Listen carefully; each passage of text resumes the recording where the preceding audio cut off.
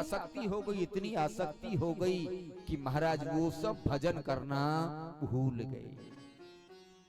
आए थे हरि भजन को ओटन लगे कपास। आए थे भजन करने के लिए जंगल में, बच्चे में आसक्ति हो गई प्रेमियों, भजन सब छूट गया। अंतिम समय आया, भरत जी महाराज का प्राण निकले। मृग के बालक का ध्यान किया, ध्यान करते करते शरीर छूटा तो महाराज अगले जन्म में उनको मृग का बालक बनना पड़ा। लेकिन भगवान की तपस्या का ये प्रभाव उनको पहले जन्म की बात याद थी। उन्होंने सोचा पहले जन्म में इतना बड़ा चक्रवर्ती राजा था, भजन करने आया, आसक्ति हो गई। महाराज मृग रूप में अपनी माँ को छोड़कर के उस संतों के आश्रम पे चले गए। संत जो भी डालते महाराज उसे खा लेते और संतों के आश्रम पर रहने लगे। उसके बाद उन्होंने वो भी शरीर पूरा किया महाराज। तीसरे जन्म में वो ब्राह्मण के यहाँ पुत्र के रूप में पैदा हुए। तीनों जन्मों की बात याद है। पहले जन्म में राजा था, दूसरे में मृग बन गया, तीसरे में ब्राह्मण का बेटा बन गया। पिताजी ने गुरुकुल में भेज दिया पढ़ने के लिए। तीसरे जन्म में भी नाम भरत ही पड़ा इनका। 6 महीने हो गए गुरुजी को, इन्होंने गायत्री मंत्र याद करके नहीं सुनाया। गुरुजी ने इनके पिताजी से कह दिया तुम्हारा पुत्र तो बिल्कुल जड़ है। जड़ माने बुद्धू, ये नहीं पढ़ेगा लिखेगा, इसलिए नाम पड़ गया जड़ भरत। पिताजी महाराज चल बसे। 9 भाई थे, सबकी शादी हो गई, इनकी शादी नहीं हुई महाराज। एक दिन की बात है, इनके जो पड़ोसी थे उन्होंने इनके भाइयों से कहा भैया तुम्हारे खेत की जो मेड़ है ना वो टूट गई है, ऐसे करो कोई व्यवस्था कर दो, तुम्हारे खेत का पानी दूसरे खेत में जा रहा है, तुम्हारी जमीन खराब हो जाएगी। प्रेमियों ध्यान देना, भैया लोग तो मजदूर करना चाहते थे, लेकिन उनकी पत्नियां कहने लगी क्यों जी, ये हमारे जो देवर हैं इतने मोटे ताजे, इतने हेल्थी है, ये कुछ करते धरते नहीं है, और मेड़ का ही तो काम है, मेड़ तो ये भी बना दे। भाई लोग भरत को ले गए जाकर के जंगल में, कहा भरत ये मेड़ बना दोगे? बोले भैया बनाई नहीं है, तुम कहोगे तो बना देंगे। कैसे बनानी है? बोले भरत यहाँ से मिट्टी खोदनी है और यहाँ रखनी है। भाई लोग बता करके प्रेमियों घर आ गए। भरत जी महाराज सुबह से शाम तक मिट्टी खोदते रहे। एक जगह कुआं खोद दिया और एक जगह पहाड़ लगा दिया।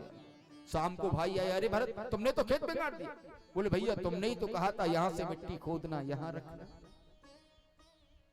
भाइयों ने भरत को वहां भेज दिया, बोले घर चले जाओ प्रेमियों। उसके बाद फिर जब फसल पक गई, किसी ने आकर के कहा, बोले भैया तुम्हारी फसल को चिड़िया खा रही है, कोई चिड़िया उड़ाने वाला भेज दो, नहीं तो पूरी फसल चिड़िया खा जाएगी। भाई लोग तो फिर भी किसी को भेजना चाहते थे। भाभियों ने फिर कह दिया क्यों, ये काम तो हमारे देवर जी कर ही देंगे।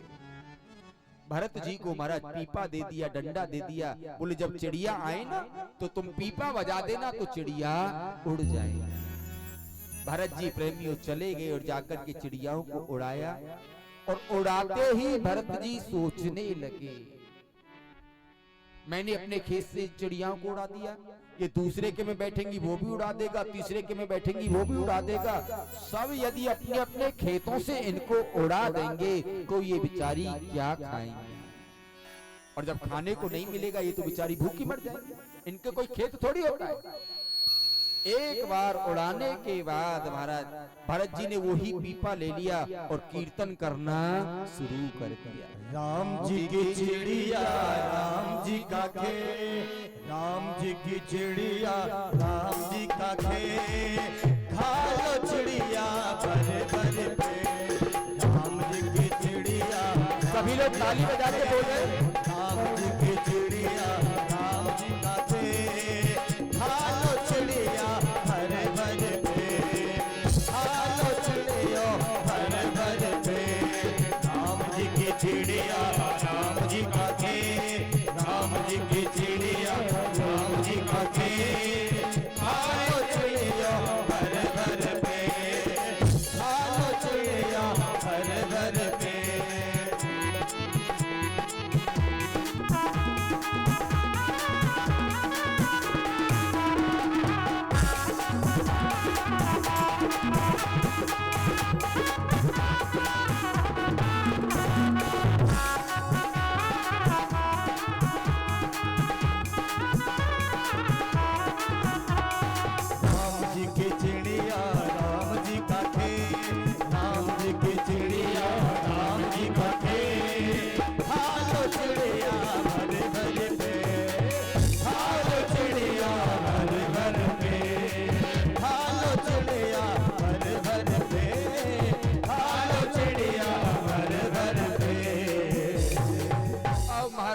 का कीर्तन किया, सब चिड़िया भरत जी के खेत में आके बैठ गई महाराज। जितना भी अनाज था सबको खा गई। किसी ने जाकर के कह दिया भैया तुम्हारे खेत में तो अनाज का एक भी दाना नहीं है, किसको भेज दिया तुमने? वहां जाकर के देखा महाराज भरत जी तो कीर्तन कर रहे थे। भैया ने कहा क्यों चिड़िया नहीं उड़ाई? बोले उड़ाई तो थी पर लेकिन भैया हम सोचने लगे ये चिड़िया भूखी मर जाएगी। अब जैसे ही कहा भैया ने कहा भरत जी ये जो तुम्हारा ज्ञान है ना ये गृहस्थियों का नहीं ये साधुओं का है, ऐसे करो तुम महात्मा हो जाओ। भाइयों ने कहने में देरी करी। भरत जी ने प्रेमियों ये तो सुनना चाहते ही थे, जंगल से घर लौट करके नहीं आए और वहीं से जंगल में चले गए। रहुगढ़ को उपदेश दिया और रहुगढ़ का भरत जी ने महाराज उद्धार कर दिया। सुखदेव जी महाराज ने राजा परीक्षित को नीचे के महाराज 7 लोगों का वर्णन किया। प्रेमियों जिस मनुष्य लोक में हम रहते हैं ना उससे नीचे 7 लोक हैं, अतल वितल सुतल तलातल महातल रसातल और पाताल। ऊपर भी 7 लोक हैं, भू भव स्वह मह जन तप और सत्य।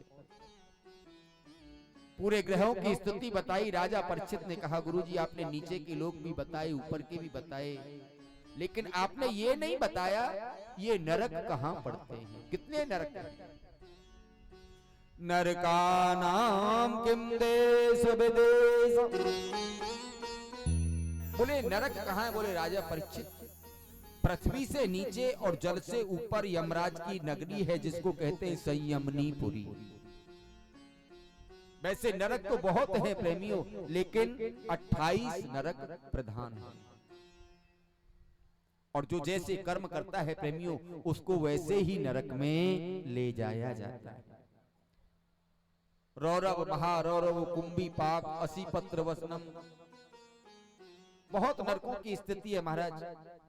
और प्रेमियों ध्यान देना, कर्म किए को दंड है सब काहू हो, पापी भोगे रोय के। जो जैसे हमने कर्म किए हैं ना प्रेमियों उन नरकों में उन यातनाओं को हमको झेलना पड़ेगा। यहां से 9,999 योजन की दूरी पे नरक है और यमराज के जब दूत आते हैं ना तो जिस जीव को लेकर के जाते हैं प्रेमियों ध्यान रखना ज्यादा से ज्यादा 2 मुहूर्त का मतलब 48 मिनट 48 मिनट में वहां लेकर के जाते हैं। और प्रेमियों ध्यान देना यदि किसी पापी को लेकर के जाते हैं ना तो आपने देखा होगा गंगा जी की बालू होती है ना, यमुना जी की जो बालू होती है ऐसी बालू रास्ते में होती है और प्रेमियों वो एकदम गर्म होती है, लाल सुरख होती है अग्नि जैसे। पापी जाता है तो महाराज उसे वो अग्नि के समान मालूम पड़ती है और कोई पुण्यात्मा जाता है तो उसे वो चंदन के समान शीतल मालूम पड़ती है। राजा परीक्षित ने कहा गुरुजी नरक में जाता कौन है? परीक्षित जो पाप करता है ना वो ही नरक में जाता है। अब आप सोच रहे होंगे हम तो पाप करते ही नहीं, हम तो जाएंगे ही नहीं। बोलो जय श्री कृष्ण। जय श्री। प्रेमियों प्रत्येक जीव 5 पाप रोज करता है। पंचसूनाम ग्रहम तस्य तेभ्य स्वर्गम न गच्छति। 5 पाप प्रत्येक गृहस्थी से प्रेमियों रोज होते हैं। कौन से 5 पाप हैं? कंडनी मार्जनीम चैव। हम जितने उपला जलाते हैं लकड़ी जलाते हैं ना प्रेमियों उसमें बहुत छोटे छोटे जीव जंतु होते हैं, जब उनको जलाते हैं ना वो जल करके मर जाते हैं। अब आप कहेंगे महाराज जी अब तो गैस चल गई, अब तो लकड़ी जलाने का काम ही नहीं, उपला जलाने। गैस में भी प्रेमी तुम भोजन बनाते हो ना उसमें अन्न के कण लगे रह जाते, छोटे छोटे जीव जंतु उनको खाने के लिए आते हैं और तुम फिर जब चलाते हो उसको वो जल करके भस्म हो जाता है। पहला। दूसरा पाप है मार्जनी। माताएं बहनें जो झाड़ू पोछा करती है ना, झाड़ू में भी छोटे छोटे जीव जंतु होते हैं महाराज, वो झाड़ू करते समय बेचारे मर जाते हैं। और तीसरा पाप है महाराज घर का जो कोना होता है ना जहां हम अपना आटा दाल चावल सब्जी ये सब रखते हैं महाराज, वहां पर छोटे छोटे जीव जंतु होते हैं महाराज, और जब तुम उनको लेते हो कुछ करते हो तो वो मर जाते हैं। और चौथा, तुम जब चलते हो ना, चाहे तुम पैदल चलो, बाइक से चलो, साइकिल से चलो, गाड़ी से चलो, छोटे छोटे जीव जंतु मर जाते हैं। और पांचवा जो पाप है ना प्रेमियों, हम जो श्वास लेते हैं ना, श्वास से भी महाराज पाप हो जाता है। छोटे छोटे ऐसे ऐसे जीव हैं महाराज, वो श्वास से ही मर जाते हैं। इसलिए 5 पाप रोज होते हैं, तो प्रत्येक व्यक्ति को 5 पुण्य भी रोज करने चाहिए। ये 5 पुण्य कौन से हैं? प्रत्येक गृहस्थी को 5 ग्रास घर में से रोज निकालने चाहिए। किसके लिए? सबसे पहला जो ग्रास है ना, वो गाय के लिए निकालना चाहिए। सबसे पहली रोटी बनाए घर में, वो गाय के लिए। दूसरा जो ग्रास है वो अतिथि के लिए। अतिथि माने न तिथि, जो अचानक मांगने आ जाए महाराज, उसको अतिथि कहते हैं। दूसरा ग्रास उसके लिए होना चाहिए। तीसरा जो ग्रास है प्रेमियों, वो चेटियों के लिए। चौथा जो ग्रास है वो कौवों के लिए। क्यों? चिड़ियों के लिए तो नहीं कहा, कौवों के लिए क्यों कहा? क्योंकि जो कौवे होते हैं ना प्रेमियों, वो हमारे पितरों के दूत होते हैं। शास्त्र में महाराज कौवों को पितृ दूत कहा गया। और जो 5वां ग्रास है प्रेमियों, वो है कुत्ते के लिए। क्यों? क्योंकि जब हम भोजन करने के लिए बैठे ना, यदि कुत्ता आ जाए तो महाराज पहले सेम ग्रास खाने से पहले उसको डालना चाहिए। प्रेमियों ध्यान देना, संसार के जितने मांगने वाले हैं ना, सब झोली लेकर के मांगते हैं, हाथ पसार करके मांगते हैं। कुत्ता झोली लेकर के हाथ पसार करके नहीं मांगता। और ध्यान रखना, कुत्ते को कभी मारना नहीं चाहिए। बोलो जय श्री कृष्ण। कुत्ते को कभी मारना नहीं चाहिए, और कुत्ते को कभी पालना भी नहीं चाहिए। शास्त्रों में लिखा है, जिस घर में पालतू कुत्ता रहता है, घर के अंदर, उस घर के अंदर से देवता और पितृ उसका अन्न ग्रहण नहीं करते। उसका अन्न भी ग्रहण नहीं करते। ना देवता ग्रहण करते हैं, ना उसके पितृ स्वर अन्न ग्रहण करते। क्योंकि कुत्ते को शास्त्रों में हमारा स्वपच कहा गया है। कुत्ते पे दया करो, रोटी डालो, लेकिन कुत्ते को कभी पालना मत, और कुत्ते को कभी मारना मत। हमारे ब्रज में एक कहावत कहते हैं, कुत्ता मारे सो कुत्ता, और कुत्ता पारे सो कुत्ता। कुत्ते को मारता है वो भी कुत्ता है, और कुत्ते को पालता है वो भी कुत्ता है। इसलिए कुत्ते को कभी पालना नहीं चाहिए, और कभी उसे मारना नहीं चाहिए। 5 पुण्य रोज करें, और प्रेमियों जीवन में कोई भी पाप हो जाए ना, तो महाराज प्रभु का स्मरण है, प्रभु का जो नाम है ना, प्रभु का जो संकीर्तन है, वो महाराज जितने भी जो पाप है ना, सब पापों को नष्ट कर देता है। आपसे पाप हो जाए, आप प्रभु के सामने उस पाप को समर्पण कर दो, और प्रभु से कहो, प्रभु ये पाप हो गया है, मैं आप इसे समर्पण करता हूँ, और आपको वचन देता हूँ कि आज के बाद मैं पाप नहीं करूंगा। ऐसा कहने से प्रेमियों प्रभु उसे क्षमा कर देते हैं। क्योंकि प्रभु से जब जीव याचना करता है ना, तो महाराज प्रभु को आप अपना दिल देकर के देखो तो सही।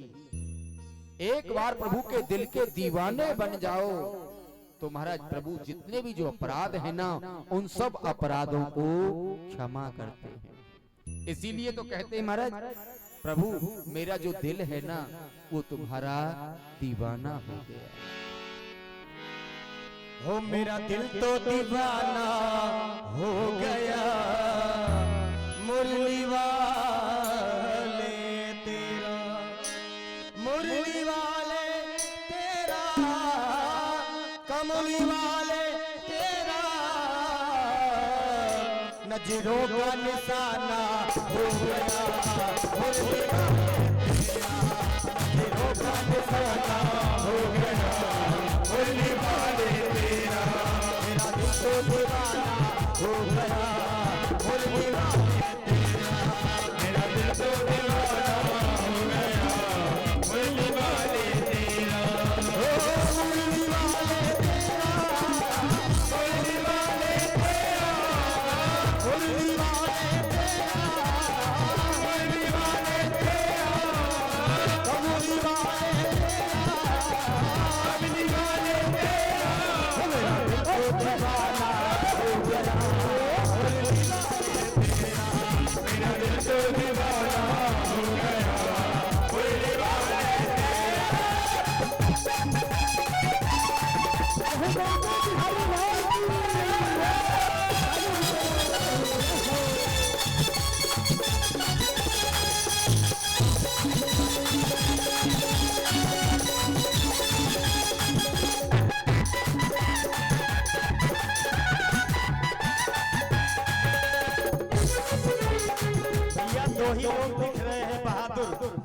गांव में दो ही बहादुर बच्चे दिखाई दे रहे हैं जिनको भगवान ने इस पुनीत कर्म करने के लिए यहाँ पर भेजा है।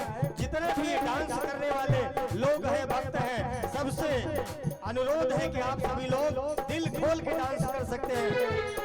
हो मेरा दिल तो दीवाना हो गया, बोल दीवाने तेरा, मेरा दिल तो दीवाना हो गया, बोल दीवाने तेरा।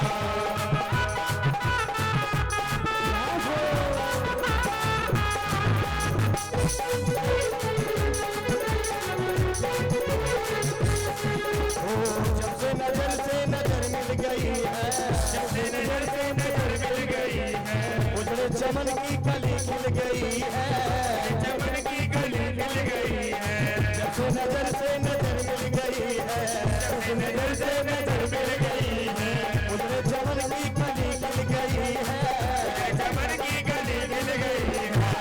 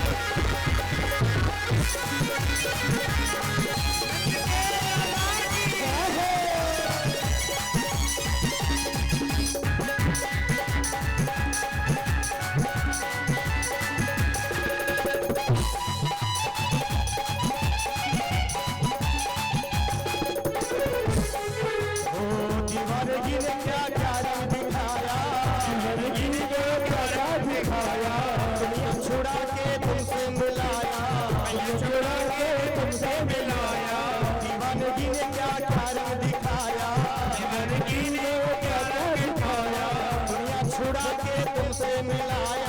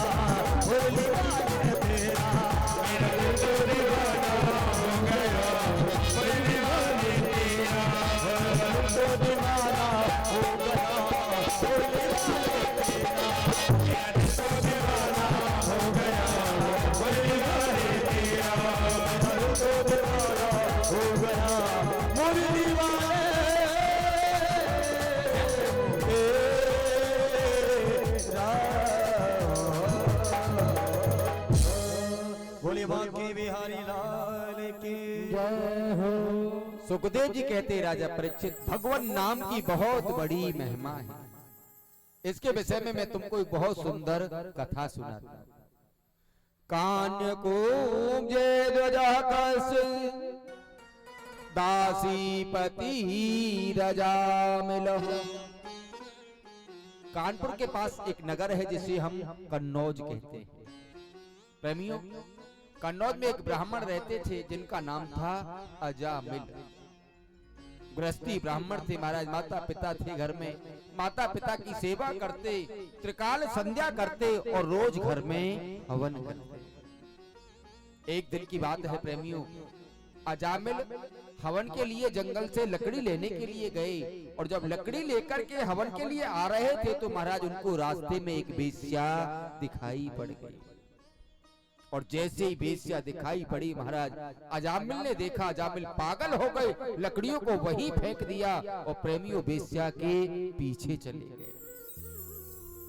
वेश्या के पीछे गए महाराज।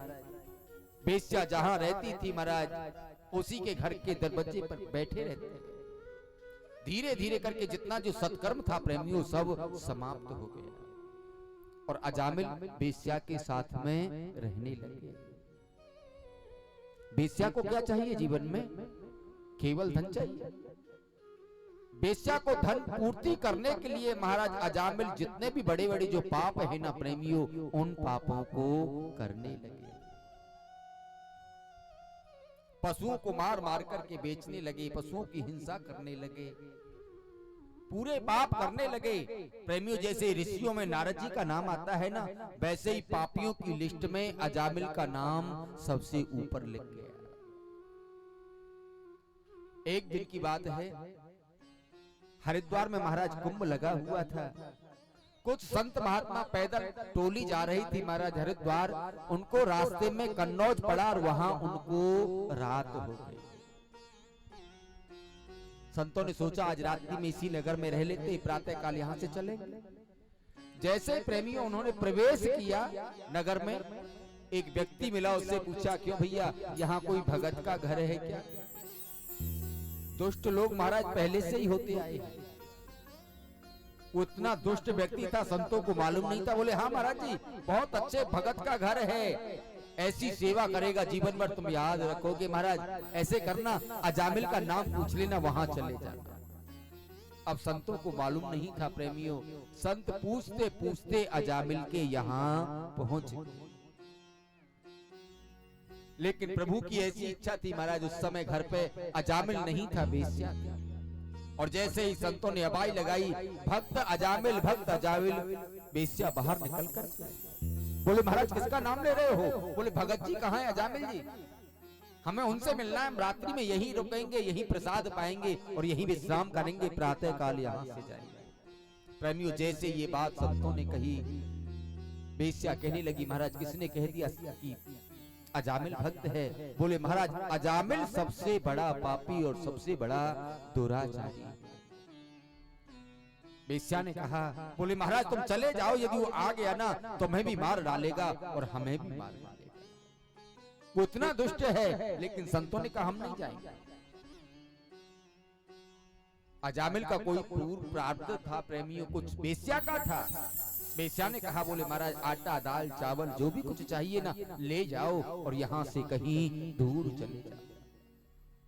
प्रेमियों ध्यान रखना, जीवन में सब कुछ मिल सकता है, लेकिन जीवन में दो जो चीज है ना, एक नहीं दो नहीं प्रेमियों, करोड़ों जन्मों के जब पुण्य उदय होते हैं ना, जीवन में दो चीज तब प्राप्त होती है,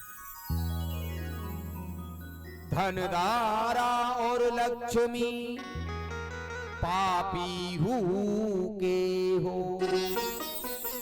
प्रेमियों ध्यान देना, बहुत बड़ी संपत्ति, बहुत बड़ा ऐश्वर्य, सुंदर स्त्री और आज्ञाकारी बेटा तुमको पापी के घर में भी मिल जाएगा। जो दुष्ट से दुष्ट होगा, पापी से पापी होगा, उसके पास भी ये तीनों चीज होंगी। अचल संपत्ति होगी महाराज, सुंदर स्त्री होगी और आज्ञाकारी बेटा होगा। लेकिन प्रेमियों दो चीज कौन सी? संत समागम हरि कथा जीवन दुर्लभ दो। द्वारे पे महाराज संतों का आगमन हो जाए और द्वारे पर प्रभु की कथा हो जाए। ये एक जन्म के पुण्य से नहीं होता है प्रेमियों, करोड़ों जन्मों के जब पुण्य उदय होते हैं ना, तब द्वारे पे संत पधारते हैं और तब द्वारे पर प्रभु की कथा होती है। कितने लोग जीवन में संकल्प करते हैं और सोचते सोचते प्रेमियों मर जाते हैं, लेकिन वो कुछ कर नहीं पाते। लोगों को पास कितना पैसा है और कितना पैसा वैसे ही चला जाता है, मुकदमों में चला जाता है, किसी को दे दिया वो मर जाता है, लेकिन सत्कर्म में लोगों का पैसा लग नहीं पाता है। और सत्कर्म जिसका पैसा लग जाए ना, समझो उसके बहुत बड़े भाग्य। आज कुछ भाग्य थे इन दोनों के, महाराज संत आए, संतों को इन्होंने सामान दिया, संत लेकर के चले गए, रसोई बनाई, प्रभु का भोग लगाया। प्रसाद पाने के लिए जैसे ही तैयार हुए, सामने से देखा विकराल पुरुष आ रहा, लंबी लंबी दाढ़ी, लंबी लंबी जटाएं, लंबी लंबी नाखून। संत सोचने लगे कौन है ये, इधर ही आ रहा है। संत उसकी तरफ देखने लगे। प्रेमियों, जिस घर में वेश्या रहती थी वो उसी घर में अंदर चला गया। संत समझ गए ये ही अजामिल है। संतों ने भोजन किया, रात्रि में विश्राम किया, प्रातः काल जब चलने लगे सोचने लगे इसका अन्न खाया है, इसको कुछ हमें देकर के जाना चाहिए। संत आए और आकर के अजामिल से कहने लगे, अजामिल संतों को भोजन करा दिया, दक्षिणा नहीं दोगे? भोजन करा दिया, किसने करा दिया? अरे रात को तुम्हारे यहीं से तो सामग्री लेकर के हमने भोजन बनाया। जैसे अजामिल को मालूम पड़ा, महाराज संतों को मारने के लिए दौड़ा, वेश्या ने रोक दिया, डांट दिया।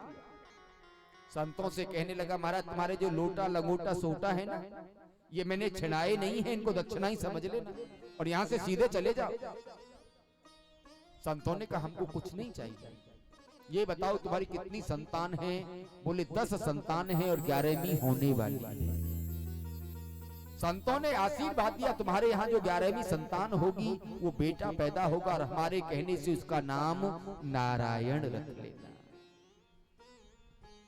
10वां 11वां पुत्र पैदा हुआ, अजामिल ने प्रेमियों नाम नारायण रखा। अब सुबह से शाम तक महाराज कोई भी काम होता है, नारायण ये करना, नारायण ये लाना, नारायण ये करना, पूरे दिन वो नारायण ही नारायण कहता है।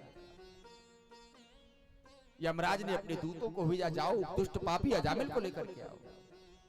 और जैसे ही महाराज लेने के लिए गए, ध्यान रखना प्रेमियों, यदि 2 लेने के लिए आए ना तो समझना सीधे नरक में जा रहे हो, बोलो जय श्री कृष्ण। और यदि 4 लेने के लिए आए ना तो समझ लेना सीधे वैकुंठ में जा रहे हैं। क्योंकि 4 आते हैं वो भगवान के पार्षद आते हैं और जो 2-3 आते हैं वो यमराज के दूत आते हैं। अब जैसे यमराज के दूतों को अजामिल ने देखा, भयभीत हो गया। वहीं सामने बेटा नारायण खेल रहा था, तुरंत आवाज लगा दी, नारायण नारायण मेरी रक्षा करो, मुझे बचाओ। और जैसे ही नारायण का नाम लिया, तुरंत भगवान के पार्षद आ गए। क्यों, कहां लेकर के जा रहे हो? बोले महाराज बहुत बड़ा पापी है, इसे नरक में लेकर के जा रहे हैं। बोले पापी नहीं, ये बहुत बड़ा पुण्यात्मा है, ये नरक में नहीं सीधा वैकुंठ में जाएगा। क्यों? क्योंकि इसके मुख से अंत में नारायण का नाम निकला। क्यों? इस नारायण के नाम को लेने के लिए ऋषि महर्षि कितने जन्मों तक तपस्या करते। जन्म जन्म मुनि जतन कराहे, जन्म जन्म जतन कराहे, अंत राम कहे आवत नाहि, अंत राम कहे आवत नाहि। कितने जन्मों तक ऋषि महर्षि तपस्या करते हैं प्रेमियों, लेकिन अंत में प्रभु का नाम नहीं निकलता। यमराज के दूतों ने कहा इसने प्रभु नारायण का नाम नहीं लिया, इसने अपने बेटे को पुकारा है। भगवान के पार्षदों ने कहा जब इसका बेटा नहीं था तो नारायण का नाम था कि नहीं था? बोले था। जब इसका बेटा नहीं रहेगा तो नारायण का नाम रहेगा कि नहीं रहेगा? तब भी नारायण का नाम रहेगा। पहले भी नारायण का नाम है, बाद में भी रहेगा, तो बीच में इसका बेटा कहां से आ गया? क्यों प्रेमियों, प्रभु का नाम चाहे तुम कैसे भी लो, ध्यान रखना अग्नि का कर्म क्या है? जलाना। अग्नि को चाहे तुम जान करके छुओ, चाहे तुम अनजान में छुओ, चाहे अग्नि को बुजुर्ग छुओ, चाहे बच्चा छुओ, अग्नि उसे जलाएगी। विष को चाहे कैसे भी पियो, जान करके पियो तब भी मारेगा, अनजान में पियो तब भी विष मारेगा। और अमृत को चाहे तुम जान करके पियो, चाहे तुम अनजान में पियो, अमृत को यदि पियोगे तो महाराज तुमको वो अमर करेगा। तो प्रभु का नाम तुलसीदास बाबा ने तो रामायण में यहां तक कह दिया, भाव को भाव आलस हो, भाव को भाव अनख आलस हो, नाम जपत गल दस हो, नाम जपत गल दस हो। प्रभु का नाम चाहे तुम कैसे भी लो, प्रेमियों प्रभु का नाम हमेशा मंगल करेगा। 5 चोर थे महाराज, चोरी करते थे। पहले आपने देखा होगा कि साधन होते नहीं थे, लोग व्यापार बिजनेस जो भी कुछ करते महाराज सब पैदल ही जाते आते थे। वो जंगल में रहते थे महाराज, और जंगल में रहते थे महाराज, जब कोई रात्रि में आता ना तो 5 एक यहाँ खड़ा, एक उससे आगे जाके खड़ा हो जाता, एक उससे आगे जाके खड़ा हो जाता, एक उससे आगे जाके, तो सबसे पहला जो खड़ा रहता ना, वो जैसे ही किसी को आता हुआ देखता तो महाराज वो तुरंत कहने लगता, नारायण नारायण। इसका मतलब क्या हुआ? नर आ रहा है, नर आ रहा है। और जब वो कहता नारायण नारायण, तो दूसरा कहता केशव, हे केशव, हे केशव। क्यों भाई, है कैसा, है कैसा? तो तीसरा कहता महाराज दामोदर, दामोदर। दाम माने पैसे, उधर माने उसकी अंटी में पैसे। चौथा कहता महाराज केशव देव, केशव देव, कैसे देगा, कैसे देगा? और 5वां कहता वासुदेव, वासुदेव, बांस मारो डंडा मारो तब देगा। अब महाराज जो राहगीर होते थे महाराज, वो समझते थे भगवान के कोई बहुत बड़े भक्त हैं, ये प्रभु का नाम ले रहे। पहला नारायण, दूसरा हे केशव, तीसरा दामोदर, चौथा केशव देव, और 5वां कहता वासुदेव। और जैसे ही वासुदेव कहता महाराज इसकी पिटाई शुरू करते, और जो भी कुछ होता उसको छीनते। एक दिन रात में महाराज ऐसे ही लूट पाट कर रहे थे, ऐसी बिजली पड़ी, बारिश हुई थी महाराज, 5 की 5 मर गए। अब 5 की 5 मरे। यमराज के यहाँ पहुंचे महाराज, जब लेखा जोखा बही खाते निकाले गए तो महाराज भगवान के नामों से भरे पड़े थे, क्योंकि जीवन भर प्रभु का ही नाम लिए। नारायण वासुदेव, केशव देव, हे केशव वासुदेव महाराज। अब वो देखा प्रभु के नाम से रजिस्टर भर रहा है, और दूसरी तरफ देखा तो महाराज लूट से रजिस्टर भरा पड़ा। अब यमराज नहीं समझ पाए इनको नरक में भेजे कि स्वर्ग में भेजे। इनका पाप का भी पूरा घड़ा भरा है और पुण्य का भी भरा। यमराज उन 5 को लेकर के प्रभु के पास सीधे वैकुंठ में चले गए, और जाकर के प्रभु से कहा, बोले प्रभु बताओ, एक तरफ तो तुम्हारे नाम से इनका रजिस्टर ये भरा पड़ा है, दूसरा इन्होंने दुनिया को लूटा है महाराज, ये पाप से भी भरा पड़ा है। बोले क्या? बोले तुम्हारा नाम लेकर के इन्होंने दुनिया को लूटा। और भगवान ने जैसे ही सुना हमारे नाम से दुनिया को लूटा है, भगवान ने कहा ऐसे नरक में डालना, वो जीवन भर याद रखे। अब जैसे ही प्रभु ने कहा ऐसे नरक में डालना, 5 कहने लगे प्रभु डाल दीजिए, हम तो वहां भी जाकर के तुम्हारी बुराई करेंगे। बोलो जय श्री कृष्ण।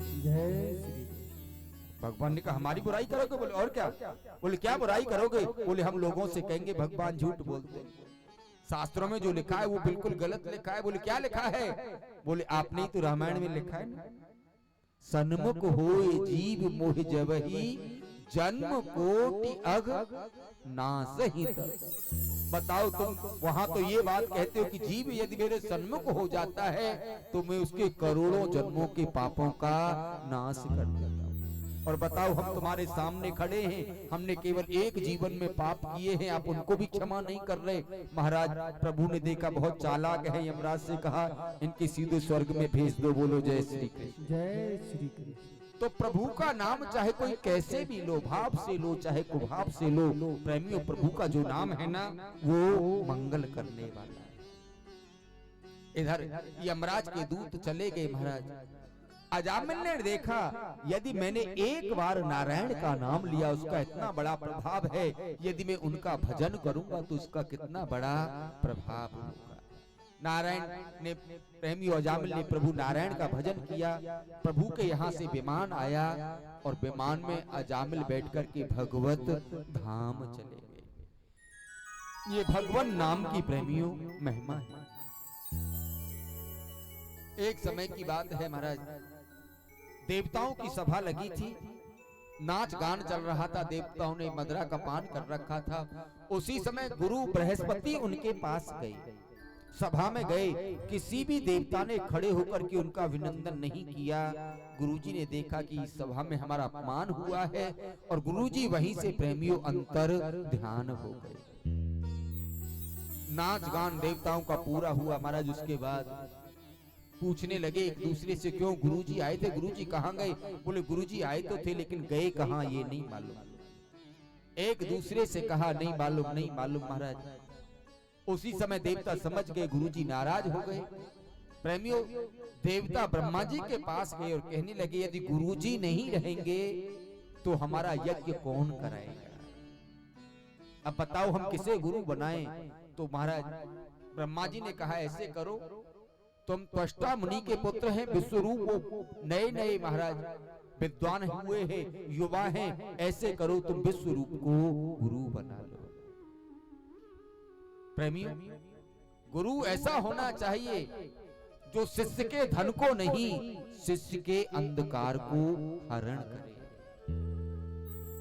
शिष्य की जो बाधाएं हैं ना उनको मिटाए, शिष्य को महाराज अंधकार से प्रकाश की तरफ जो ले जाते हैं ना उन्हें गुरु कहते हैं।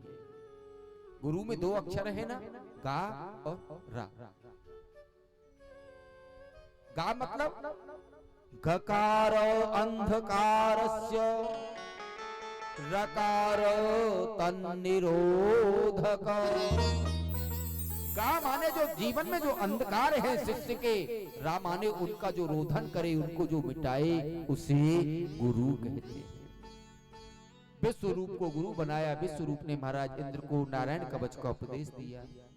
जिसको कोई असाध्य बीमारी कोई रोग हो महाराज वो नियम से नारायण कवच का पाठ करे। उसके बाद एक दिन यज्ञ चल रहा था महाराज। उसी समय विश्वरूप की जो माँ है ना प्रेमियों वो असुर कुल से है।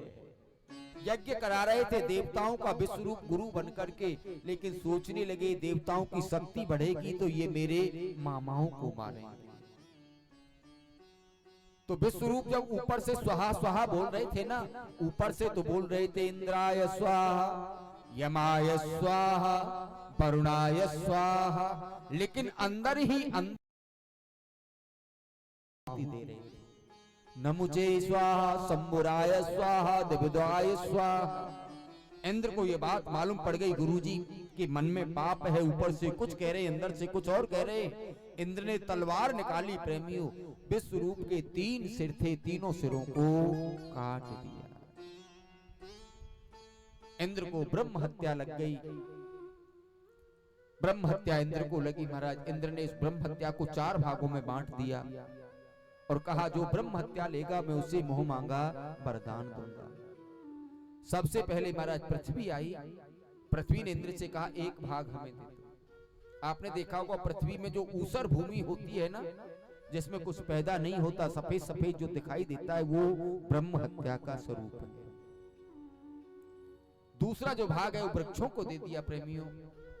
वृक्षों में जो गोंद लगती है ना वो ब्रह्म हत्या का स्वरूप है, वो अशुद्ध मानी गई है, इसलिए शुभ काम में पवित्र काम में उसका उपयोग नहीं करना चाहिए। तीसरा जो भाग है वो नदियों ने ले लिया। आपने देखा होगा नदियों में जो पानी में जो झाग से फैन इकट्ठा जो होता है ना बारिश के समय में, वो ब्रह्म हत्या का स्वरूप है। नदी में यदि फैन हो तो महाराज उसे हटा करके ही स्नान करना चाहिए। और चौथा जो भाग है प्रेमियों, वो संसार की स्त्रियां आई स्त्रियों को देती है। स्त्रियों को प्रत्येक महीने में जो धर्म होता है वो ब्रह्म हत्या का स्वरूप है। चारों ने जो वरदान मांगे, इंद्र ने महाराज चारों को मुंह मांगे वरदान दिए। उसके बाद त्वष्टा मुनि ने महाराज यज्ञ किया। जैसे मालूम पड़ा कि देवताओं ने मेरे पुत्र को मार दिया गुरु बना करके, उन्होंने प्रेमियों यज्ञ किया।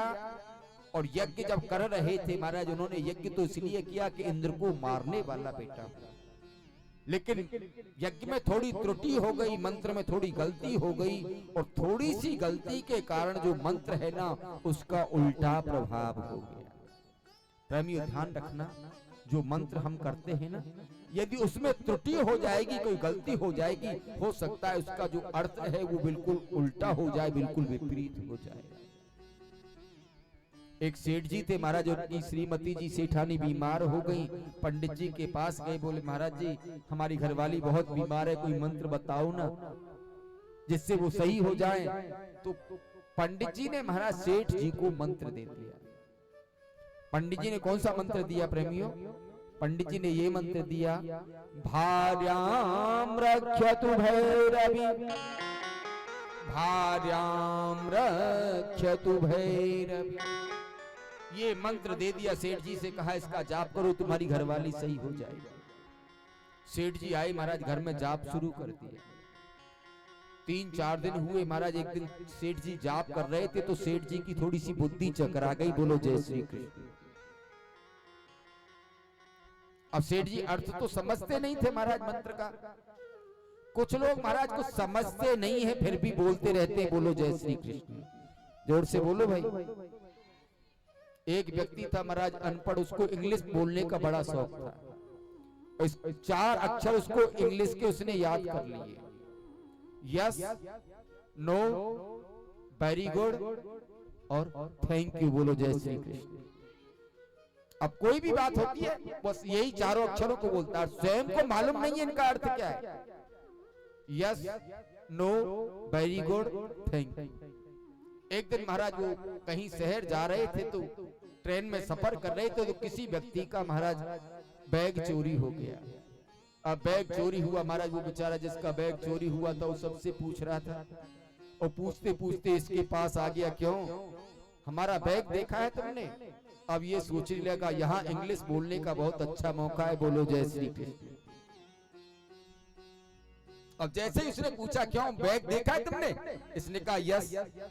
अरे भाई साहब बहुत अच्छा बहुत अच्छा, हम बड़े परेशान थे, आपने देखा है तो ऐसे करो उसे हमें दे दो। अब जैसे ही कहा हमें दे दो, ये कहने लगा नो। अब जैसे इसने कहा नो महाराज, जिसका बैग था उसको गुस्सा आ गया, क्यों हमारा बैग तुम्हारे पास है फिर भी दे नहीं रहे? बोले नो। अब महाराज उस व्यक्ति को गुस्सा आया, उसने 4-5 चटाके लगाए।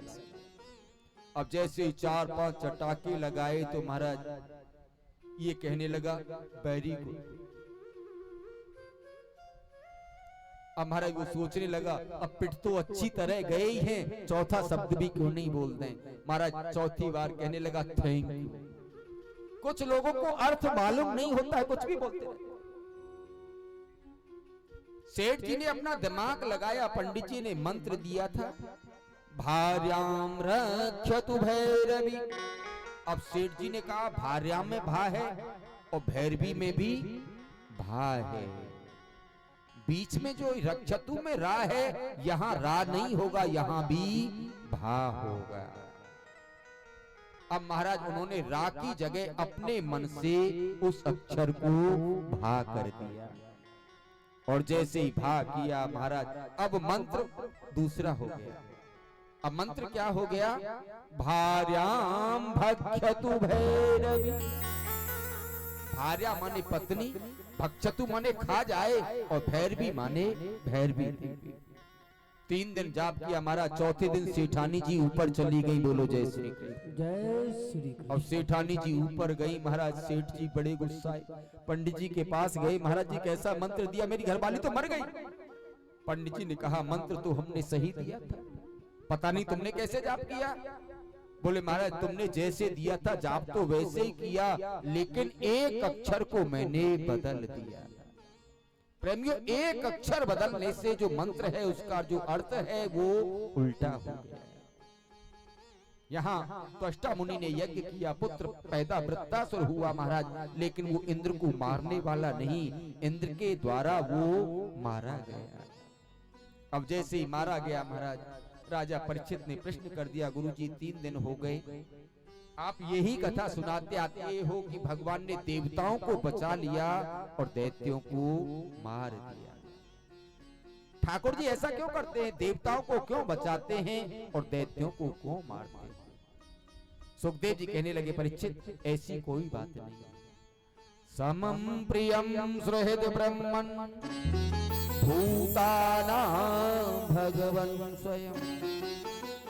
ऐसा कभी नहीं होता कि भगवान देवताओं को बचाते हैं और दैत्यों को मारते हैं। प्रेमियों, जो प्रभु की शरण में आते हैं ना, प्रभु उनकी रक्षा जरूर करते हैं। वो किसी को मारते नहीं हैं और किसी को बचाते नहीं। इसके विषय में मैं तुमको बहुत सुंदर कथा सुनाऊं। कल की कथा ने आपने हिरण्याक्ष वध की कथा सुनी। भगवान बराह के द्वारा जब हिरण्याक्ष का वध हो गया तो हिरण्याक्ष की पत्नी और हिरण्याक्ष की जो माँ है ना, महारानी दिति, वो महाराज बड़े बेटे हिरण्यकशिपु के पास मुल्तान में गए, जो आजकल प्रेमियों पाकिस्तान में है। मुल्तान जो है ना, वहां हिरण्यकशिपु की राजधानी थी प्रेमियों। और हिरण्यकशिपु का एक नियम था, उसके राज्य में कोई नारायण का नाम नहीं ले सकता। यदि किसी ने नारायण का नाम ले दिया ना, तो महाराज तुरंत उसे सूली पे चढ़ा दिया जाता या फांसी पे चढ़ा दिया जाता। जाकर के महारानी दिति ने कहा, बेटा तुम्हारे छोटे भाई को श्री हरि विष्णु ने मार दिया है, और बेटा मैं ये चाहती हूँ कि अपनी भाई की मृत्यु का बदला तुम श्री हरि विष्णु से जरूर लो। हिरण्यकशिपु ने कहा, माँ चिंता मत करो, मैं विष्णु से अपने भाई की मृत्यु का बदला जरूर लूंगा। प्रेमियों, अपने भाई का अंतिम संस्कार करने के बाद हिरण्यकशिपु अजर अमर होने के लिए तपस्या करने के लिए महाराज जंगल में चला गया। घरवाली से कह करके गया था, सेनापति से कह के गया था, 10,000 वर्ष में लौट करके आऊंगा। और वहां जाकर के महाराज हिरण्यकशिपु ने ब्रह्मा जी की तपस्या प्रारंभ कर दी। ओम ब्रह्मणे नमः, ओम ब्रह्मणे नमः। जैसे ही तपस्या प्रारंभ करी प्रेमियों, देवता घबरा गए, भयभीत हो गए। गुरुजी के पास गए, गुरुजी इसकी तपस्या में कोई विघ्न पैदा करो, नहीं तो ये हमें जीवित नहीं छोड़ेगा। वैसे इतना दुष्ट है, इतना पराक्रमी है, और यदि ये अजर अमर हो गया ना तो किसी को नहीं छोड़ेगा। गुरु बृहस्पति को दया आई प्रेमियों, और गुरु बृहस्पति तोता बन करके जिस वृक्ष के नीचे तपस्या कर रहा था उस वृक्ष के ऊपर जाकर के बैठ गए, और गुरु बृहस्पति जोर जोर से बोलने लगे, ओम नारायणाय नमः, ओम नारायणाय नमः। अब जैसे ही महाराज इसने नारायण का नाम सुना, सोचने लगा, रे कि मेरे शत्रु का नाम लेने वाला तोता कहां से आ गया। महाराज ये वहां से उठा, दूसरे वृक्ष के नीचे गया, वहां तपस्या करने लगा। तोता वहां भी पहुंच गया, जहां जहां ये गया तोता वहां वहां पहुंचा। महाराज सुबह से शाम हो गई, इसको कोई जगह सुरक्षित नहीं मिली। ये लौट करके प्रेमियों घर पे आ गया। घर पे आया महाराज, सेनापति की इतनी हिम्मत नहीं कि महाराज इससे पूछ सके, क्यों तुम तो सुबह गए थे 10,000 वर्ष की कह करके गए थे, शाम को आ गए। महारानी कयाधु से कहा, देवी तुम पूछो ना, इस सुबह में जब गए थे तो सुबह कह के गए थे 10,000 वर्ष में लौट के आएंगे, शाम को आ गए। कयाधु ने कहा चिंता मत करो, क्योंकि जो क्रोधी व्यक्ति होता है ना महाराज, उसके घर में जितने भी बच्चे होते हैं, पत्नी होती है महाराज, सब उससे डरते हैं। ये इतना बड़ा क्रोधी था महाराज। एक पति था महाराज जिसका नाम बसंत था। अब महाराज वो इतना क्रोधी था, इतना क्रोधी था महाराज, कोई भी बात होती घरवाली को एक ही धमकी देता था, बाबा जी हो जाएंगे। आपने प्रेमियों देखा होगा, जब भी पति पत्नी की लड़ाई होती है ना, आदमी एक ही धमकी देता है, वो केवल यही कहता है, बोले बाबा जी हो जाएंगे, हरिद्वार में चले जाएंगे, ऋषिकेश चले जाएंगे, वृंदावन चले जाएंगे। क्या आपने किसी को ये धमकी देते हुए सुना है कि हम प्रधानमंत्री बन जाएंगे, हम राष्ट्रपति बन जाएंगे? ऐसे कोई धमकी देता है क्या? बस यही धमकी देते हैं, हम बाबाजी हो जाएंगे। उसकी ये पत्नी थी ना, बहुत सीधी थी बेचारी। महाराज आधा जीवन निकल गया पति की धमकी सुनते सुनते, बाबाजी हो जाएंगे, बाबाजी हो जाएंगे। उसके बच्चे थोड़े बड़े हो गए थे ना, एक दिन लड़ाई हो रही थी महाराज, वो धमकी दे रहा था हम बाबाजी हो जाएंगे। उसी समय उसकी जो पत्नी थी ना, वो हाथ जोड़ करके खड़ी हो गई सामने और अपने पति से कहने लगी, पति देव घर छाड़े यदि हरि मिले तो आज ही छाड़ो कंत, और घर छाड़े घर घर फिरो तो घर में रहो बसंत। वो कहने लगी, पति देव तुम कहते हो बाबाजी हो जाएंगे, बाबाजी हो जाएंगे, घर छोड़ने से यदि तुमको हरि मिलते हो, प्रभु मिलते हो, तो ऐसे करो तुम आज ही घर छोड़ दो, जाओ बाबाजी हो जाओ। और लेकिन पतिदेव ये ध्यान रखना, एक घर को छोड़ करके हजारों घरों में यदि मांगते फिरो ना, तो हजारों घरों से तो अच्छा है कम से कम एक घर में ही रह करके खा पी। महारानी कयादू ने महाराज सेनापति से कहा, तुम चिंता मत करो, मैं पूछ लूंगी ये कैसे शाम को लौट करके आ गया। इसको मदरा का पान कराया, नाश्ता कराया। कहने लगी, पति देव एक बात पूछूं, जब तुम सुबह में जा रहे थे तुमने मुझसे कहा था मैं 10,000 वर्ष में लौट करके आऊंगा, तुम तो सुबह गए और शाम को आ गए। इसने कहा, देवी आज का मुहूर्त अच्छा नहीं था, जैसे ही हम तपस्या कर रहे थे ना, एक तोता आकर के हमारे शत्रु नारायण का नाम ले रहा था। प्रेमियों, जैसे ही कयाधु ने इसके मुख से नारायण का नाम सुना, कयाधु को आश्चर्य का ठिकाना नहीं रहा। जो नारायण नाम लेने वाले को सूली पे चढ़ा देता है, आज वो नारायण का नाम ले रहा है। कयाधु ने कहा, नहीं पतिदेव, तोता नारायण का नाम नहीं ले सकता। अरे देवी, तोता नारायण का नाम ले रहा है। आज प्रेमियों बार बार महारानी कयाधु ने इसके मुख से नारायण नाम का उच्चारण करा। रात्रि को सोने से पहले कयाधु ने हाथ में माला ली और माला लेकर के महाराज 108 बार इसके मुख से नारायण नाम का उच्चारण करा। और आज रात्रि को जब ये दोनों मिले ना प्रेमियों, आज रात्रि को कयाधु के गर्भ में जो बालक आया वो ही भगवान के प्रहलाद आए। ये प्रातः काल महाराज तपस्या करने के लिए चला गया। इसने जाकर के तपस्या की महाराज। ऊर्ध्वाहो नभो दृष्टि पादांगोष्ठ श्रितावनी। इतनी बड़ी तपस्या की हिरण्यकश्यपु ने प्रेमियों। इसका जो शरीर था ना, इसके पूरे शरीर को चेंटियां खा गई, माटी का एक पहाड़ बन गया। इतनी बड़ी तपस्या की, केवल अस्थि माने हड्डी कुछ बची थी। और प्रेमियों, लेकिन उसमें से तेज इतना निकला, तेज इतना निकला, महाराज स्वर्ग लोक जलने लगा। देवता ब्रह्मा की शरण में गए और जाकर के कहने लगे, बाबा जाकर के वरदान दे दो, नहीं तो उसकी तपस्या इतनी भयंकर हो गई है कि वो हमारे स्वर्ग को जला करके भस्म कर देगा। ब्रह्मा जी आए प्रेमियों, कमंडल में जल लेकर के आए, हाथ में जल लिया कमंडल का। ब्रह्मा जी ने अभिमंत्रित करके जो पहाड़ बन गया था मिट्टी का, उसके ऊपर जैसे ही छींटे लगाए, ये सुंदर दिव्य शरीर में प्रकट हो गया। प्रकट हुआ। ब्रह्मा जी ने कहा, बेटा तुम्हारी तपस्या से प्रसन्न है, कोई वरदान मांगो। बाबा जो मांगूंगा वो मिलेगा। बोले बेटा जरूर मिलेगा। इसने कहा, बाबा मुझे ये ही वरदान दे दो, मुझे अजर अमर कर दो। और जैसे ही कहा अजर अमर कर दो प्रेमियों, ब्रह्मा जी ने कहा बेटा अजर अमर तो हम भी नहीं हैं, तो मैं कैसे करेंगे, हमको भी शरीर छोड़ना पड़ता है। बोले अजर अमर नहीं कर सकते, बोले नहीं तो बाबा जो मांगूंगा वो मिलेगा, बोले जरूर मिलेगा। प्रेमियों ध्यान देना, हिरण्यकश्यपु ने अपनी बुद्धि से मरने के जितने भी जो रास्ते होते हैं ना, वो सब रास्ते बंद कर दिए। नांतर बहिं दिवानत्त मन्यस्मपि चायुधे।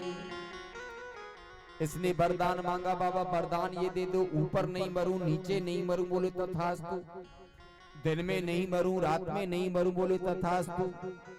जल में नहीं मरूं स्थल में नहीं मरूं, बोले तथास्तु। बाहर नहीं मरूं बाबा भीतर नहीं मरूं, बोले तथास्तु। दिन में नहीं मरूं रात में नहीं मरूं, बोले तथास्तु। मनुष्य से नहीं मरूं पशु पक्षी से नहीं मरूं, बोले तथास्तु। किसी जीव से नहीं मरूं, बोले तथास्तु। किसी अस्त्र से नहीं मरूं शस्त्र से नहीं मरूं, बोले तथास्तु।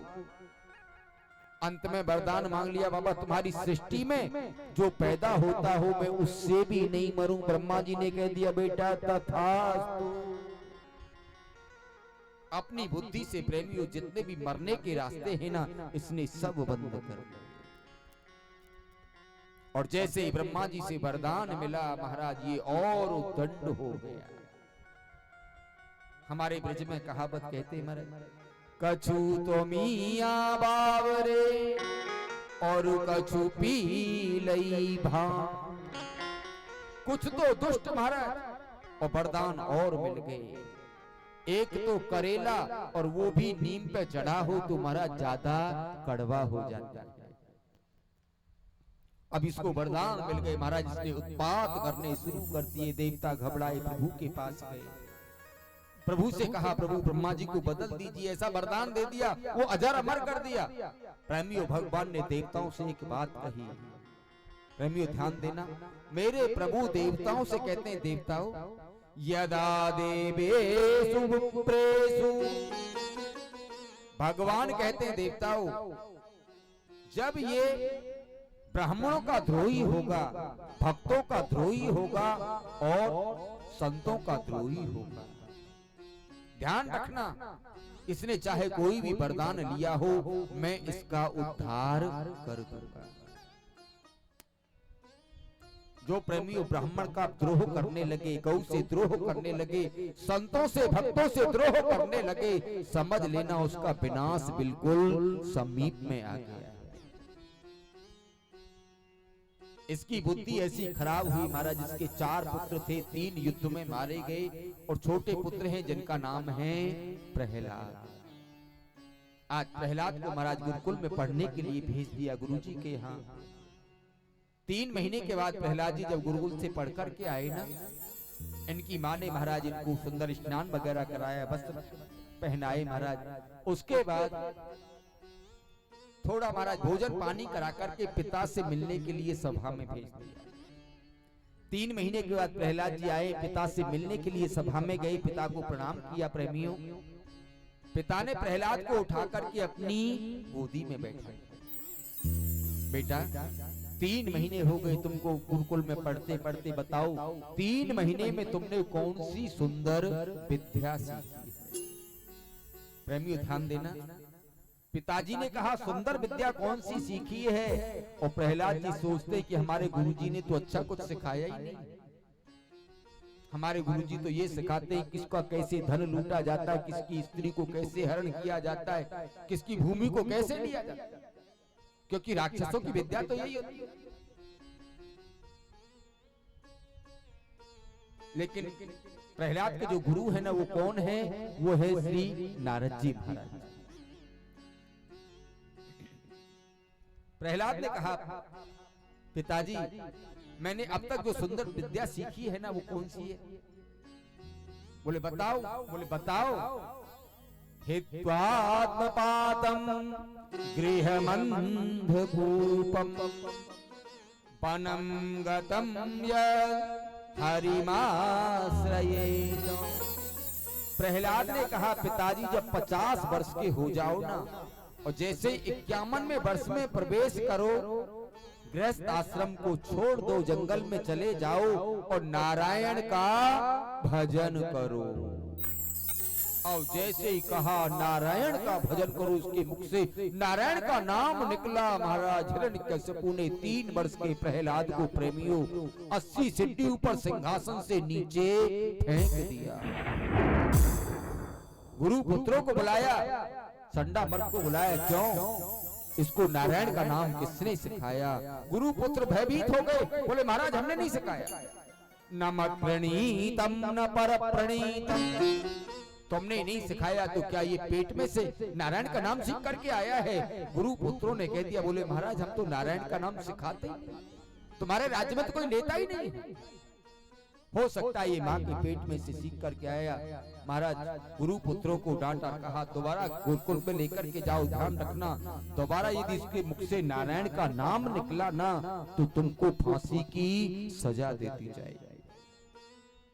दोबारा प्रेमियों फिर प्रहलाद जी को पढ़ने के लिए भेजा। 1 साल के बाद फिर पिताजी से मिलने के लिए आए। माँ ने फिर वही स्नान वगैरह वस्त्र पहनाए, पिता से मिलने के लिए भेज दिया। पिता को प्रणाम किया।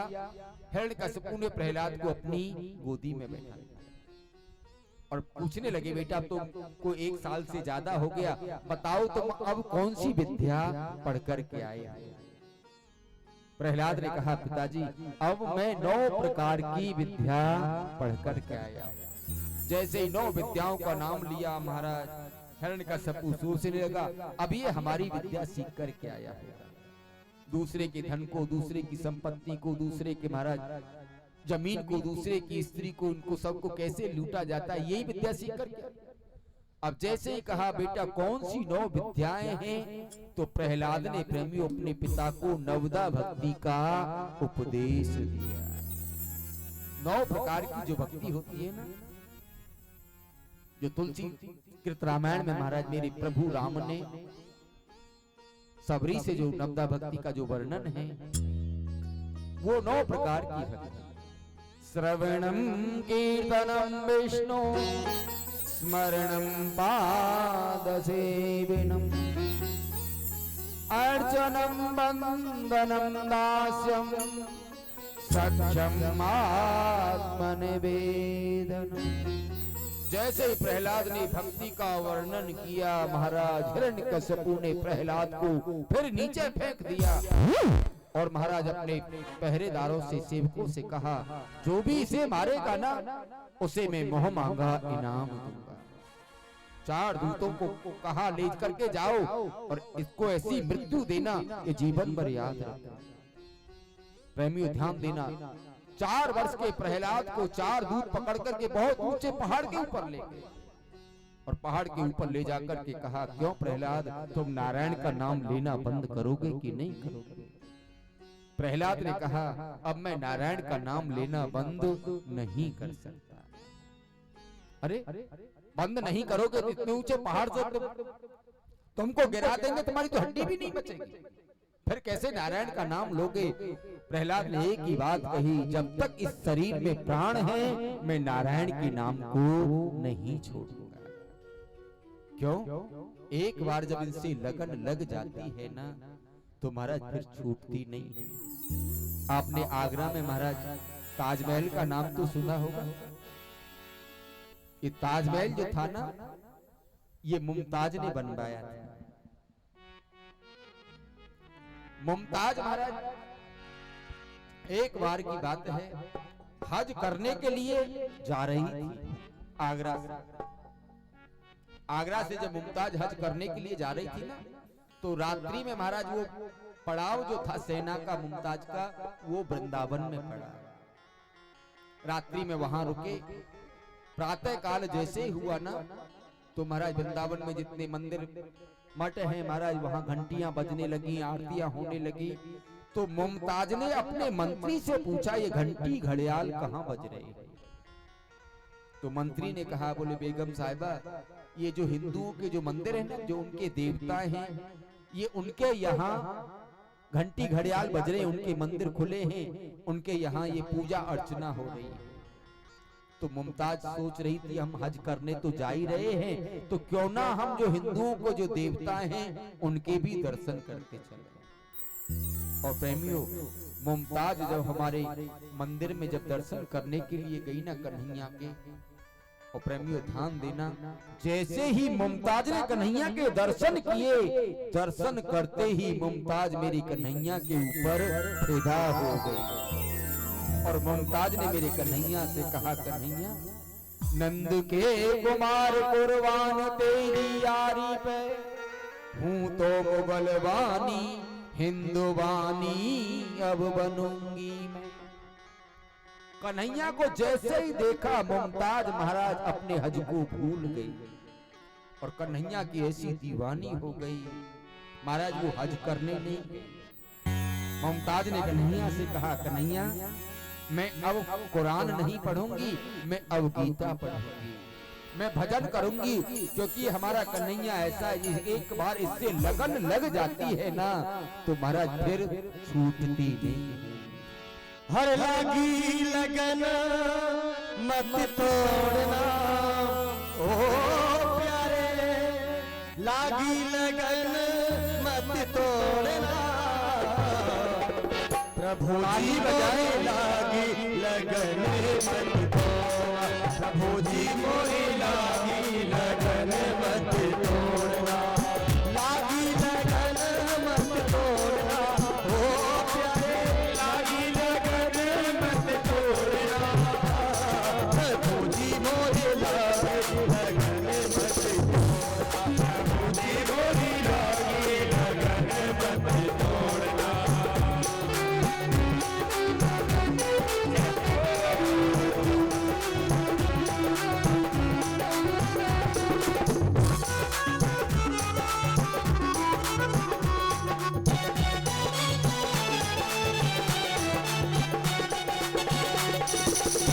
जल है गहरा नाव पुरानी, जल है गहरा नाव पुरानी, जल है गहरा नाव पुरानी, जल है गहरा नाव पुरानी, जल है गहरा नाव पुरानी, जल है गहरा नाव पुरानी, बीच भंवर मत छोड़ना, ओ प्यारे बीच भंवर मत छोड़ना, मोरी मोरी लागे लगन मत तोड़ना, मोरी लागे लगन मत तोड़ना।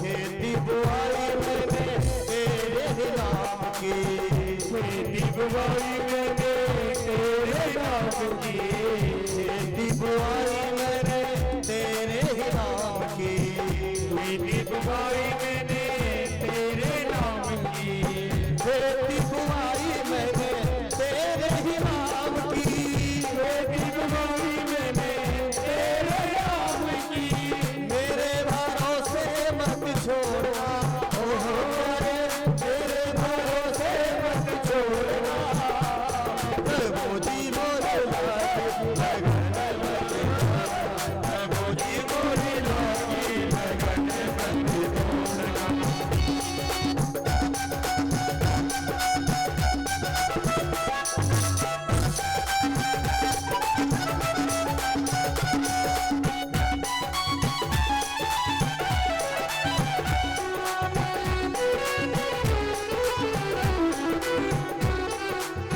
तू ही मेरा सेठ है, तू ही साहूकार है, तू ही मेरा सेठ है, तू ही साहूकार है, तू ही मेरा सेठ है, तू ही साहूकार है, तू ही मेरा सेठ है, तू ही साहूकार है, ब्याज पे ब्याज मत जोड़ना, ओ प्यारे ब्याज पे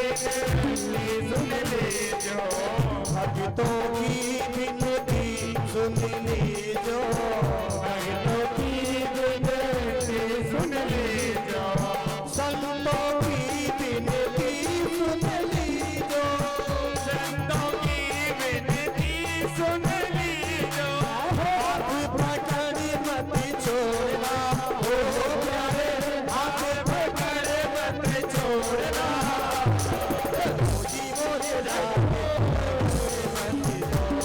प्रभु जी मोरे लागे लगन मत तोड़ना, प्रभु जी मोरे लागे लगन मत तोड़ना, प्रभु जी मोरे लागे लगन मत तोड़ना, प्रभु जी मोरे लागे लगन मत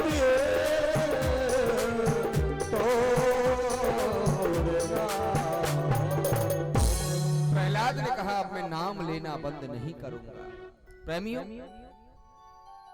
हिरण्यकश्यप के दूतों ने बहुत ऊंचे पहाड़ से महाराज प्रहलाद को नीचे धक्का मार दिया, और जब तक दूत लौट करके नहीं आए उससे पहले प्रहलाद जी आ गए और आकर के पिताजी से कहने लगे, पिताजी प्रणाम। और हिरण्यकश्यप ने जैसे ही देखा कहा पीछे बैठ जाओ, सिंहासन के पीछे प्रहलाद को बैठा दिया। उसके बाद जब दूत आए, क्यों प्रहलाद कहाँ है? दूतों ने कहा महाराज इतने ऊंचे पहाड़ से गिराया है, अब तो उसकी आपको हड्डी भी नहीं मिलेगी। जैसे ही कहा हड्डी भी नहीं मिलेगी, हिरण्यकश्यप ने कहा तुम झूठ बोलते हो। बोले नहीं महाराज झूठ नहीं बोलते, सच कहते, बहुत ऊंचे पहाड़ से अपने हाथों से गिरा करके आए हैं।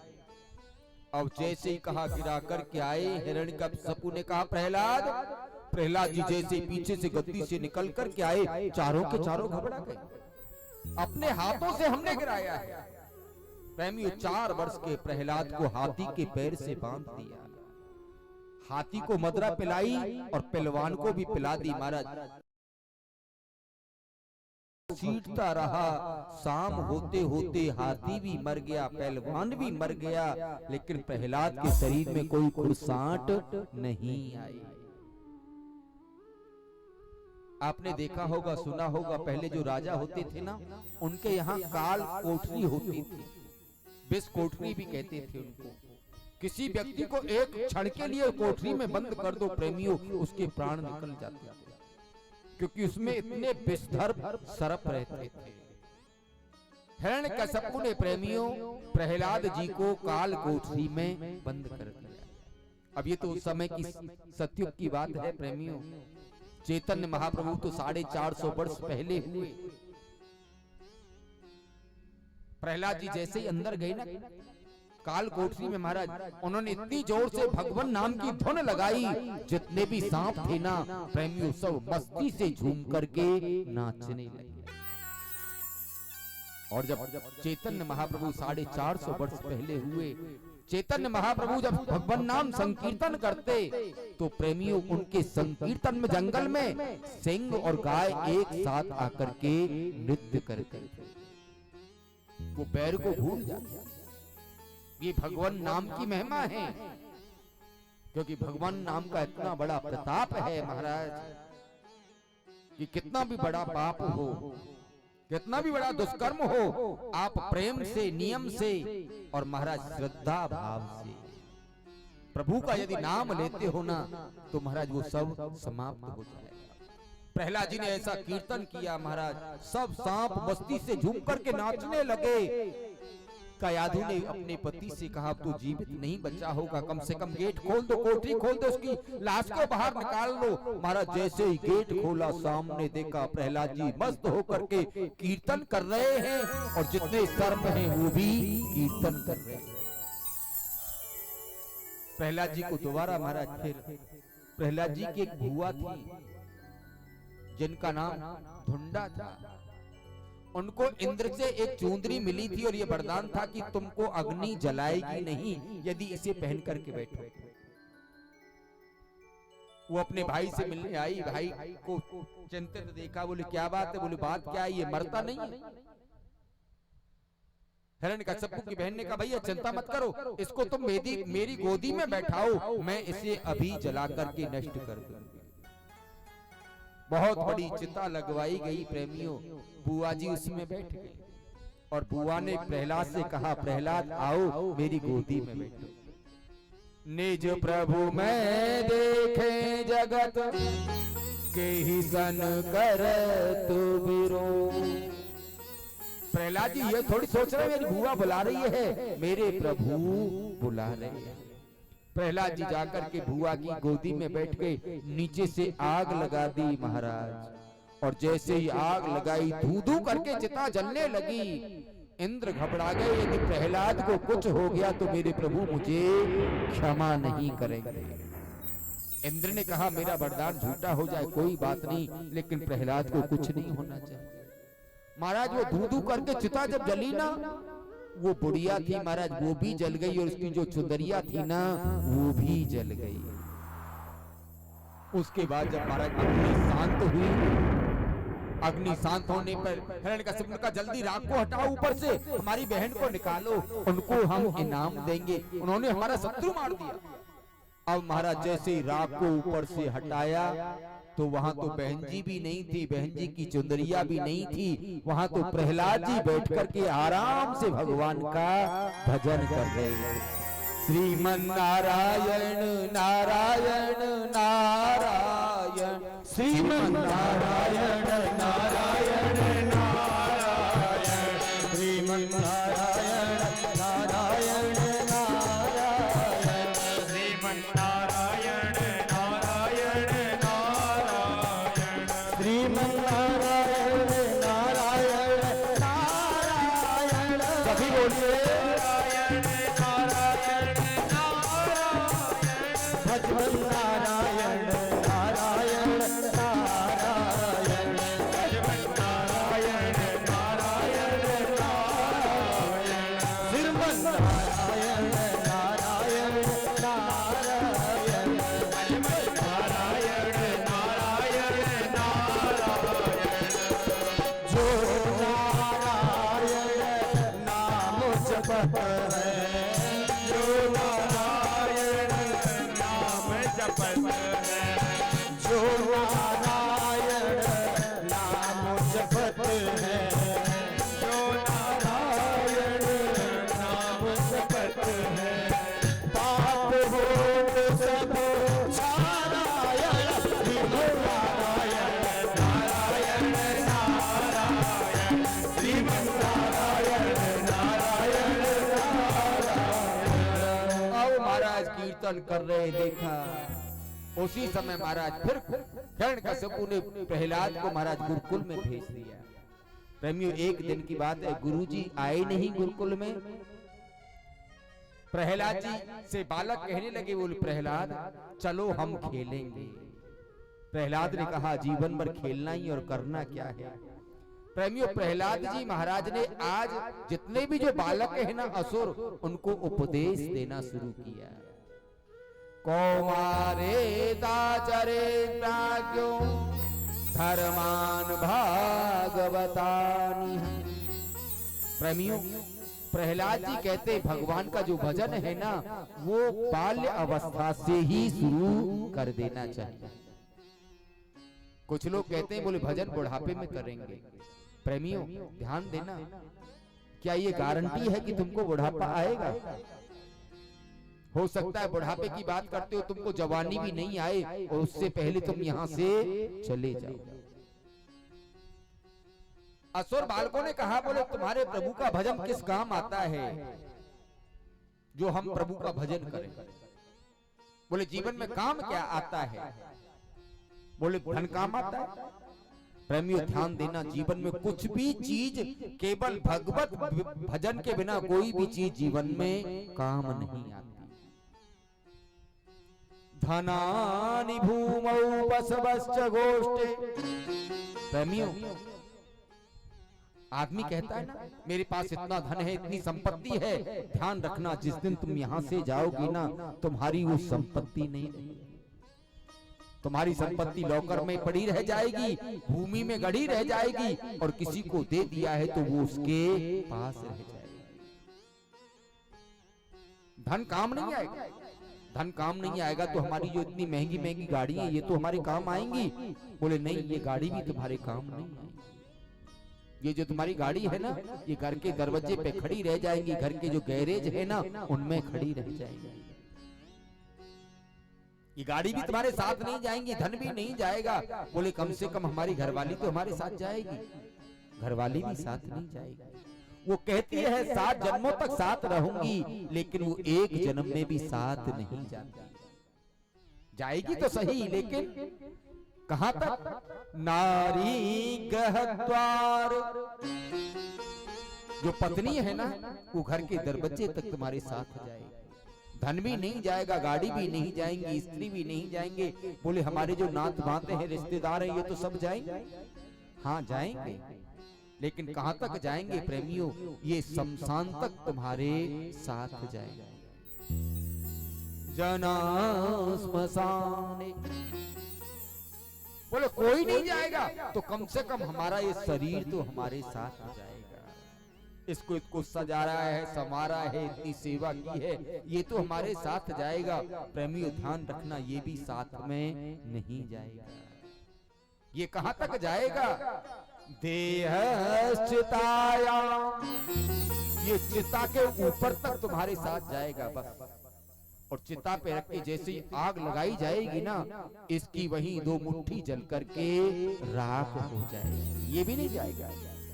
कौन जाएगा? धर्मानुगो गच्छति जीव। जीवन में तुमने जो सत्कर्म किए हैं ना, वो तुम्हारे साथ हो जाएंगे। जीवन में जो तुमने असत कर्म किए हैं ना, वो तुम्हारे साथ हो जाएंगे।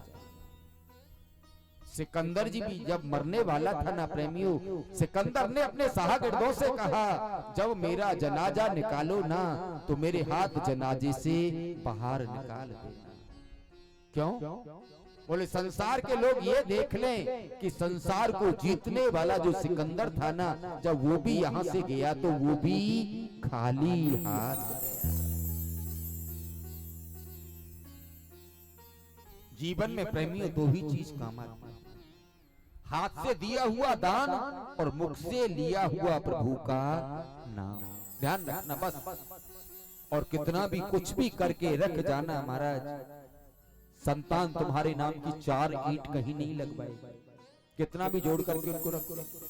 और यदि ऐसा कर दे तो तुमको अपने आप को बहुत बड़ा भाग्यशाली समझना कि तुम्हारे नाम से तुम इतनी संपत्ति प्रॉपर्टी छोड़ करके करोड़ों की गए, तब तुम्हारे पुत्रों ने तुम्हारे लिए 1,50,000 रुपए कहीं खर्च कर दिए। कितना भी कर जाना कुछ नहीं। अपने हाथ से जीवन में जो कर सकते हो ना, ध्यान रखना, वो ही तुम्हारे साथ जाएगा और कुछ साथ नहीं जाएगा। नारद वहां प्रहलाद जी ने ऐसा उपदेश दिया प्रेमियों, जितने भी जो असुर बालक थे सब भगवान के भक्त हो गए और जोर जोर से कीर्तन करने लगे। अब जैसे ही कीर्तन करने लगे, आवाज सभा में गई, महलों में गई। हिरण्यकशिपु ने कहा कहां से आवाज आ रही है, जाकर के देखो। अब जाकर के दूत गए, महाराज देखा वहां तो बच्चे कीर्तन कर रहे थे, नाच रहे थे। दूत ने जाकर के जैसे एक बच्चे को छुआ, क्यों क्या कर रहे हो? महाराज उसमें ऐसा करंट लगा, वो भी कीर्तन करने लगा। 4-5 को भेजा महाराज, एक भी लौट करके नहीं आया। सब जाकर के पूछते क्यों भाई क्या कर रहे हो? ऐसा करंट लगता महाराज, वो ही फिर नाचने लगता और कीर्तन करने लगता। श्रीमन नारायण नारायण नारायण, श्रीमन नारायण नारायण नारायण, श्रीमन नारायण नारायण नारायण, श्रीमन नारायण नारायण नारायण, नारायण नारायण नारायण, भजमन नारायण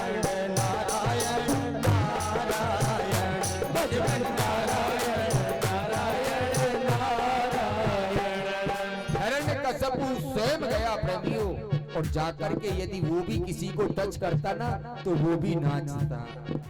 लेकिन महाराज उसने जैसे ही गर्जना की, सब लोग शांत हो गए। और हिरण्यकशिपु ने प्रहलाद से कहा, प्रहलाद बताओ तुम्हारा ईश्वर कहाँ है? क्वासौ यदि स सर्वत्र कस्मा स्तंभे न दृश्यते। और जैसे ही कहा तुम्हारा ईश्वर कहाँ है, प्रेमियों प्रहलाद ने कह दिया पिताजी वो सर्वत्र है। क्यों? इस खंबे में है। बोले इस खंबे में भी है प्रेमियों। जैसे ही कहा खंबे में है, हिरण्यकश्यप ने तलवार निकाली और तलवार निकाल करके महाराज खंबे में जैसे ही प्रहार किया, मेरे प्रभु खंबे से बोले नृसिंह भगवान की जय हो। बैसाख का महीना शुक्ल पक्ष और चतुर्दशी तिथि अभी निकल करके गई है ना, पूर्णिमा से 2 दिन पहले। इसी चतुर्दशी के दिन भगवान नृसिंह खंबे से प्रकट हुए और प्रकट होकर के मेरे प्रभु ने महाराज हिरण्यकश्यपु का उद्धार कर दिया। संध्या का ये ही समय हो गया। भगवान ने कहा बेटा अब हम मारेंगे। बोले कैसे मारोगे? मैंने वरदान ले रखा है। बोले क्या? पहला वरदान ऊपर नहीं मरूं, नीचे नहीं मरूं। भगवान ने कहा भले आदमी ये बताओ तुम ऊपर हो कि नीचे हो? क्योंकि भगवान ने जंघाओं पे बीच देहली में रख करके बैठ गए। ऊपर भी नहीं हूं, नीचे भी नहीं हूं। दूसरा वरदान में दिन में नहीं मरूं, रात में नहीं मरूं। भगवान ने कहा ये बताओ इस समय दिन है कि रात है? हिरण्यकश्यप ने देखा ये तो दिन भी नहीं है, रात भी नहीं है, संध्या का समय है। बोले मनुष्य से नहीं मरूं, पशु से नहीं मरूं। भगवान ने कहा तो बेटा ये बताओ हम मनुष्य हैं कि पशु हैं? अब ऊपर से महाराज सिंह और नीचे से मनुष्य। नृसिंह मनुष्य भी हैं और सिंह भी हैं। मेरे प्रभु ने ऐसा कहकर के प्रेमियों हिरण्यकश्यप का जो उदर था ना, उस उदर को महाराज अपने नाखूनों से चीर दिया। और चीर करके महाराज प्रभु ने हिरण्यकश्यप का उद्धार किया। देवताओं ने आकर के स्तुति की, मेरे प्रभु प्रसन्न नहीं हुए। प्रहलाद ने जाकर के फिर प्रभु की स्तुति की। ब्रह्मादया सुरगणा मुनयौत सत्ता सत्वैकतानमतयो वचसां प्रभाहे। प्रहलाद ने स्तुति की। प्रेमियों आज की कथा का यही विश्राम। आगे की कथा कल शाम को 3 बजे से। प्रेमियों आप 3 दिन हो गए कथा सुनते सुनते। 3 दिन में आपको केवल सब्जी और पूरी मिली है। बोलो जय श्री कृष्ण। कल से जो कथा होगी उसमें महाराज गुलाब जामुन और लड्डू और पेड़ा मिलेंगे। कल 3 जन्म होंगे।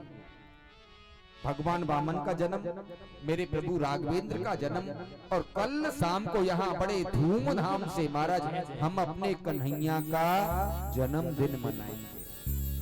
कल कन्हैया का जन्म होगा महाराज। और आपको मालूम है नंद के यहाँ बेटा पैदा नहीं हुआ। नंद के यहाँ कौन पैदा हुआ? नंद के आनंद भयो। बाबा के यहाँ बेटा नहीं, बाबा के यहाँ आनंद। कल यहाँ शाम को आनंद पैदा होगा महाराज। आप जितनी भी माताएं हैं ना, सब पीली पीली साड़ी पहन करके आए। कृष्ण जन्म का जो उत्सव का जो आनंद है ना, वो पीली